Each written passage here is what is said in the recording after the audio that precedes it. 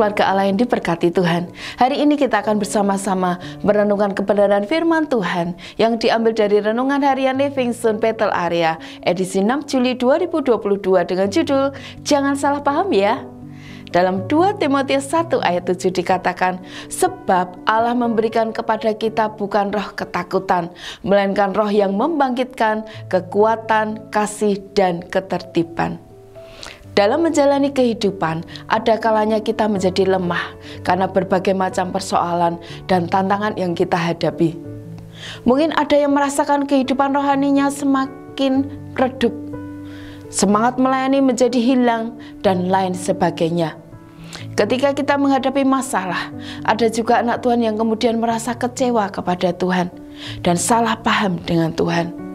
Mereka merasa bahwa Tuhan tidak mengasihinya karena mengizinkan persoalan terjadi dalam kehidupannya. Mereka meragukan kasih Tuhan dan akhirnya pergi meninggalkan Tuhan. Saudara, tentu hal itu bukanlah respon yang benar untuk kita lakukan. Kita harus memahami bahwa Tuhan membentuk kita melalui berbagai tantangan dan persoalan.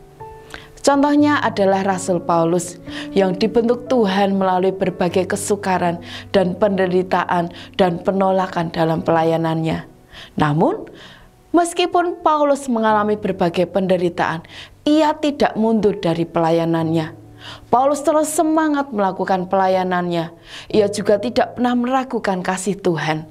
Meskipun ia dipenjara, dianiaya, dan mengalami sakit secara fisik. Mengapa Paulus bisa demikian? Karena Paulus mengenal Tuhan secara pribadi. Ia tahu Tuhan adalah Allah yang penuh kasih, yang tidak akan pernah meninggalkannya ketika ia menderita. Ia tahu bahwa Tuhan pasti akan menolongnya. Segala penderitaannya itu akhirnya tidak menjatuhkannya, namun malah membuat semakin kuat dan dekat kepada Tuhan, serta mengalami berbagai mujizat dari Tuhan. Iman percaya Paulus kepada Tuhan tidak goyah, meskipun digoncang penolakan dan penderitaan secara fisik. Ia selalu percaya bahwa ada maksud baik dari Tuhan di balik situasi sulit yang dihadapinya. Saudara, untuk bangkit dari situasi sulit yang kita hadapi, kita harus terus mengenal Tuhan secara pribadi dan tetap percaya kepadanya, sehingga kita tidak akan pernah salah paham dengannya.